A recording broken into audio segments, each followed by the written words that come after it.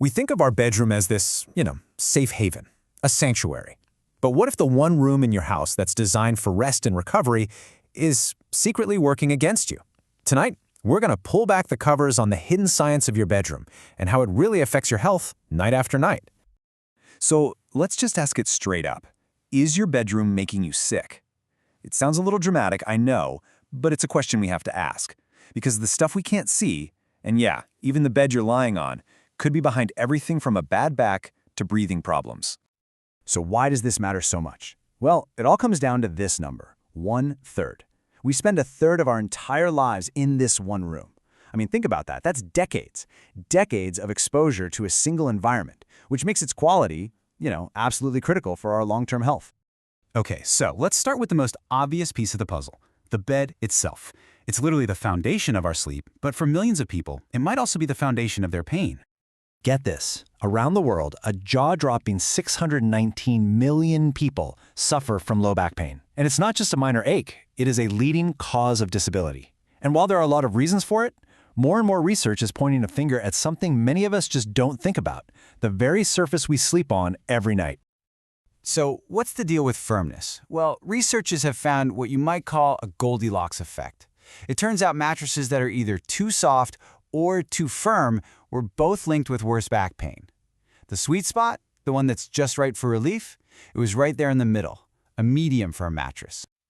And this quote from the research really just nails it. It's not about finding the hardest bed you can or sinking into the softest one. It's all about finding that supportive middle ground that helps keep your spine aligned while you're sleeping. But wait, the story doesn't stop with firmness. There's another huge factor here, one that gets worse over time and can seriously mess with that support system you need night after night. In that same study, they found that the average age of a mattress for patients with low back pain was over 7 years old. And the takeaway was crystal clear. There was a direct link. The older the mattress, the worse the pain. It kind of makes sense, right? Over time, materials just break down, the support fades, and our backs are the ones that pay the price. Now, an old mattress doesn't just lose support. It also collects years of dust mites and allergens. And that's a perfect transition from the physical bed to the invisible world all around us, the air we're breathing for 8 hours straight. The main character in this part of our story is a group of chemicals called volatile organic compounds, or VOCs for short. All that means is these are chemicals that easily turn into a gas at room temperature, which means we can breathe them in, and they come from all sorts of places. We might think of stuff like new paint or furniture, maybe some cleaning products. And you're not wrong, those are definitely sources. But what about the VOCs that seem to build up every single night in a closed bedroom? Well, the source might actually surprise you. That's right. It's you. It's us. Research from the National Institutes of Health showed that a major source of these chemicals in a closed bedroom is the person sleeping in it. We are literally turning our bedrooms into what the researchers called a chemical hotbox just by being there. See, our bodies are constantly giving off this unique chemical signature. We breathe out CO2, obviously, but also other stuff like isoprene and acetone, and our skin releases chemicals from our lotions, deodorants, and shampoos, things like D5-siloxane. So when we shut that bedroom door for the night, all these chemicals, which are called bioeffluents, have nowhere to go. They just build up in the air all around us. And this is not a small thing. The NIH study found that a full 2/3, 66% of the VOCs they measured were more concentrated inside the occupied bedroom than anywhere else in the house. It's a pretty powerful reminder of just how much we affect our own air quality while we sleep. So we've got this invisible chemical soup floating around, but there's another invisible factor that we can actually feel, humidity. And it works together with these other pollutants to really impact our respiratory health. When the air gets too damp, it literally feels heavier, and it's physically harder to breathe. For anyone with conditions like asthma, this can be a real trigger for inflammation.